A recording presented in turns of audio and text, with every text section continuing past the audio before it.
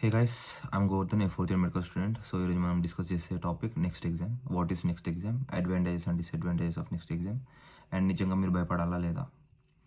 So first thing వచ్చేసి next exam అంటే national exit test అనమాట. సో ఇది ఇండియన్ గవర్నమెంట్ ద్వారా పెట్టిన ఎగ్జామ్.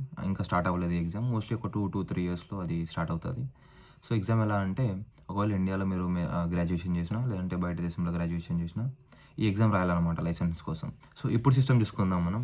ఒకవేళ మీరు ఇండియాలో ఎంబీబీఎస్ చేస్తే, ఇండియాలో ఎంబీబీఎస్ అయిపోయింది, ఇంటర్న్షిప్ అయిపోయింది, దాని తర్వాత డైరెక్ట్ మీకు లైసెన్స్ వస్తుంది. ఒకవేళ ఫారెన్లో ఎంబీబీఎస్ చేస్తే, ఫారెన్లో మెడికల్ గ్రాడ్యుయేషన్ అయిపోయింది, దాని తర్వాత ఇండియాకి వెళ్ళి ఒక ఎగ్జామ్ రాయాలి. ఆ ఎగ్జామ్ పేరు ఎఫ్ఎంజీ అని ఉంటుంది. సో అది పాస్ అవుతే మీకు లైసెన్స్ వస్తుంది అనమాట. సో ఒక డిస్పారిటీ ఉంది వీళ్ళిద్దరి మధ్యలో, ఒక లైన్ ఏదైతే ఉందో అది ఇప్పటి నుంచి ఉండదు అనమాట. ఎలాగంటే after 2-3 years Indian medical graduates, foreign medical graduates ఫరక్ పడేది వీళ్ళు ఏ యూనివర్సిటీలో చదువుతున్నారు, ఎక్కడ చదువుతున్నారు, ఇది కూడా ఫరక్ పడేది ఏ కంట్రీలో చదువుతున్నారు, ఏ యూనివర్సిటీలో చదువుతున్నారు. వీళ్ళిద్దరూ ఒకవేళ నాలెడ్జ్ ఉండి, స్కిల్స్ ఉండి ఆ ఎగ్జామ్ పాస్ అవుతానే వీళ్ళిద్దరికి మెడికల్ లైసెన్స్ వస్తుంది. సో ఇది మన మోస్ట్లీ అడ్వాంటేజ్ ఎవరికంటే ఇది మన ఇండియన్ మెడికల్ సిస్టమ్కి అనమాట. ఎందుకంటే ఇప్పుడు మీరు వేరే కంట్రీస్ అయినా చూసుకోండి, like developed countries, UK, USA, Canada, Singapore, UAE, Dubai, ఇవన్నీ. సో ఇక్కడ ఎలాగంటే, ఇక్కడ మనకు ఒక స్టాండర్డ్ ఎగ్జామ్ ఉంది లైసెన్స్ కోసం. ఇక్కడ డైరెక్ట్ గ్రాడ్యుయేషన్ చేస్తే మీకు లైసెన్స్ దొరకదు. First you have to prove నా దగ్గర స్కిల్స్ ఉన్నాయి, నా దగ్గర నాలెడ్జ్ ఉంది, సో నేను ఎగ్జామ్ పాస్ అయ్యాను, సో నాకు లైసెన్స్ ఇవ్వండి, అప్పుడు వాళ్ళు లైసెన్స్ ఇస్తారు. బట్ ఇండియాలో ఇప్పటివరకు సిస్టమ్ అలా లేకుండా, ఇండియాలో లాగంటే డైరెక్ట్ లైసెన్స్ వస్తుండే. So that was a problem. ఎందుకంటే మోస్ట్లీ క్వాలిఫైడ్ డాక్టర్స్ ఉన్నా సరే, there might be 5-10% of the doctors who are not qualified. అంటే వాళ్ళకి ఇంకా క్వాలిఫికేషన్ అంత ప్రాపర్ లేదు. ఒకవేళ వాళ్ళు ఇండియాలో ఒక మంచి మెడికల్ కాలేజెస్ అయినా సరే, ప్రాబ్లం ఏంటంటే గ్రాడ్యుయేషన్ తర్వాత you can't say that they have knowledge and they have clinical skills to treat patients. But ఏంటంటే ఇక్కడ మనకి డైరెక్ట్ లైసెన్స్ వస్తుంది కదా ఇండియాలో. So that was a problem before. But ఇప్పటి నుంచి ఎలాగంటే you have to prove your self. First నీకు క్లినికల్ నాలెడ్జ్ ఉందా, ఉంది. నార్మల్ థియరిటికల్ నాలెడ్జ్ ఉందా, ఉంది. చలో నీకు లైసెన్స్ ఇస్తాం, అట్లా అనమాట. ముందు అలాగా లేకుండా. సో అది రిస్క్ ఏంటంటే ఎవరికంటే పేషెంట్స్కి. ఆబ్వియస్లీ ఫర్ ఎగ్జాంపుల్ నన్నే చూసుకోండి. నేను ఇండియాలో ఫర్ ఎగ్జాంపుల్ ప్రైవేట్ మెడికల్ కాలేజ్లో నేను సీట్ కొన్నాను. 2 కోట్లు పెట్టి సీట్ కొన్నా, లేదంటే 1 కోటి రూపాయలు పెట్టి సీట్ కొన్నా.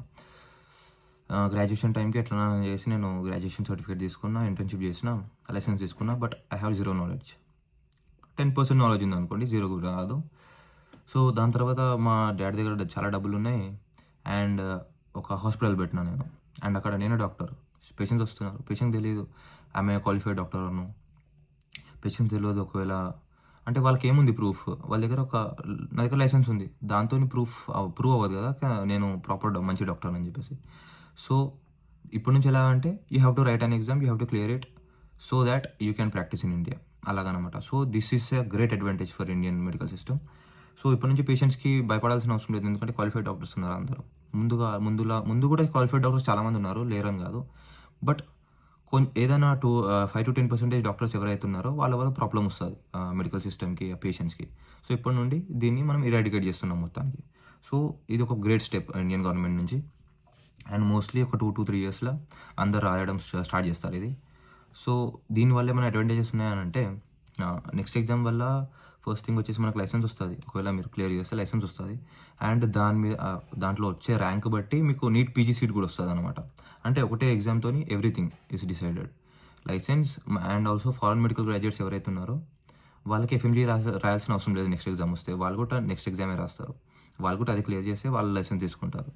సో ఈ లైన్ ఏదైతే ఉందో ఎఫ్ఎంజీ అండ్ ఇండియన్ మెడికల్ గ్రాడ్యుయేట్స్కి, ఈ లైన్ అనేది ఇప్పుడు చెడిపోయింది అనమాట మొత్తం. ఇప్పుడు అందరు ఈక్వల్. మీ దగ్గర నాలెడ్జ్ ఉంటేనే మీకు లైసెన్స్ వస్తుంది, మీ దగ్గర క్లినికల్ నాలెడ్జ్ ఉంటేనే మీకు లైసెన్స్ వస్తుంది అనమాట. సో ఇది ఒక పెద్ద అడ్వాంటేజ్ మొత్తం ఇండియన్ హెల్త్ కేర్ సిస్టమ్కి. సో ఈ టాపిక్ అంతే, ఇంకా దీని గురించి మాట్లాడడానికి అంత ఏం లేదు. చాలామందికి ప్రాబ్లం కూడా ఉంది ఈ ఎగ్జామ్ గురించి. మోస్ట్లీ ఎవరైతే చదువుతారో వాళ్ళకి అంత ప్రాబ్లం లేదు. ఎవరైతే చదువుకోరో, ఎవరికైతే డైరెక్ట్ లైసెన్స్ కావాలో గ్రాడ్యుయేషన్ తర్వాత, వాళ్ళకి కొంచెం ప్రాబ్లం వస్తుంది. ఎందుకంటే ఇప్పటివరకు ఇప్పటివరకు ఎట్లా అంటే నేను డైరెక్ట్ గ్రాడ్యుయేట్ అయినా నాకు లైసెన్స్ ఇవ్వడం అంటే వస్తుండే. ఇప్పుడు అట్లా కాదు కదా. ఇప్పుడు ఎగ్జామ్ క్లియర్ చేసుకుంటేనే లైసెన్స్ వస్తుంది మీకు.